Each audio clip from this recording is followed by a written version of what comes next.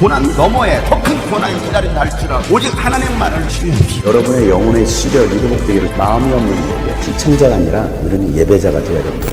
샬롬, 야훼 니시 하나님을 찬양합니다. 하나님은 우리에게 승리를 주신 분이십니다. 우리에게 주신 그 승리로 오늘 하루도 힘있게 살아갈 수 있기를 소망합니다. 함께 나눌 말씀은 베드로전서 4장 12절부터입니다. 사랑하는 여러분, 여러분을 시험하려고 시련의 불길이 여러분 가운데 일어나더라도 무슨 이상한 일이나 생긴 것처럼 놀라지 마십시오. 그만큼 여러분은 그리스도의 고난에 동참하는 것이니 기뻐하십시오. 그러면 그의 영광이 나타날 때에 여러분은 또한 기뻐 뛰며 즐거워하게 될 것입니다. 여러분이 그리스도의 이름으로 모욕을 당하면 복이 있습니다. 영광의 영 곧 하나님의 영이 여러분 위에 머물러 계시기 때문입니다.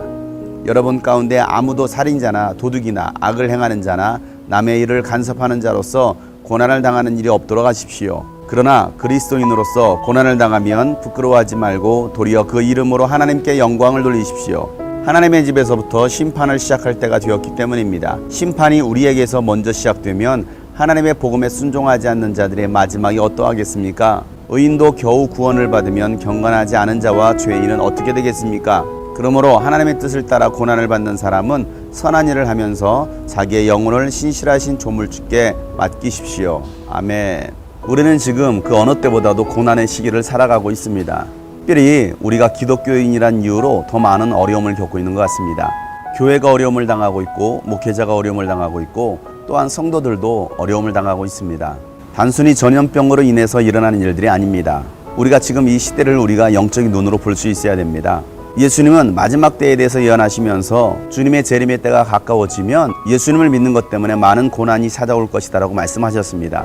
그것은 또한 재난의 시작에 불과합니다. 지금 당하는 어려움보다도 더 큰 어려움이 앞으로 우리에게 닥치게 될 것입니다. 이런 시련들이 찾아올 때마다 우리는 하나님의 말씀을 보고 하나님의 말씀으로 어떻게 우리가 이런 시련의 시기를 살아가야 될지에 대해서 우리는 말씀으로 우리의 믿음을 다져야 됩니다. 하나님은 마지막 때에 우리의 믿음이 알곡인지 쭉정인지를 구별하십니다. 알곡은 곳간에 들여지지만 쭉정이는 밖에 모아 불로 태워지게 됩니다. 그렇기에 우리는 끝까지 알곡신앙이 되어야 됩니다. 또한 우리의 믿음이 바른 믿음인지를 불로 시험하십니다. 여러분에게 이러한 시련의 불길이 일어나더라도 이상한 일처럼 생각해서는 안 됩니다. 예수 믿는 것 때문에 당하는 고난이라고 한다면 그것은 우리가 그리스도의 고난에 동참하고 있는 것입니다. 시련을 통과한 자들은 예수님께서 오실 때 기뻐하며 뛰게 될 것입니다. 여러분이 예수 이름 때문에 모욕을 당하고 있다고 한다면 여러분 기뻐하시길 바랍니다. 하나님의 영이 여러분과 함께하기 때문입니다. 우리의 행실이 악함으로 또한 우리의 행실이 잘못됨으로 인해서 고난당하는 것은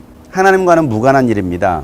결코 우리의 행실이 잘못된 걸로 인해서 우리가 핍박을 당하거나 고난을 당하는 일은 있어서는 안 되겠습니다. 교회가 잘못해서 당하는 고난들은 그것은 주님과는 무관한 일입니다. 세상으로부터 지탄을 당하지 않도록 교회가 교회에다와야 되고 크리스찬은 크리스찬다워야 되는 것입니다. 예수 복음 전하면서 고난을 당할 때에 또 크리스찬으로서 지켜야 될 것들을 지켜가면서 고난당할 때에 당하는 어려움들은 여러분 하늘의 상급이 있습니다. 우리가 신앙을 지키고 믿음을 지키기 위해서 당하는 고난이라고 한다면 여러분 기뻐하시길 바랍니다. 예수 믿는 것을 부끄러워하지 마시고 하나님께 영광을 돌리시길 바랍니다. 이제 고난이 시작되었습니다. 하나님의 심판이 시작되었습니다. 이럴 때일수록 우리는 더욱더 정신을 차리고 깨어 있어야 됩니다. 주님의 나라에 들어갈 수 있는 사람으로 준비되어야 됩니다. 고난 가운데서도 흔들리지 않고 끝까지 믿음을 지키는 사람은 주님 앞에 기쁨으로 서게 될 것입니다.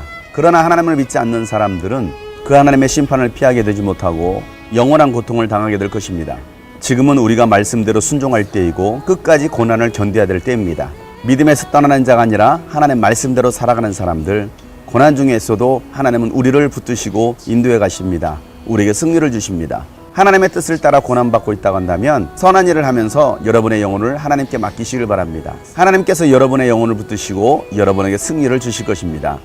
오늘 하루도 주의 말씀으로 잘 견디시고 승리하시기를 주의 이름으로 축복합니다.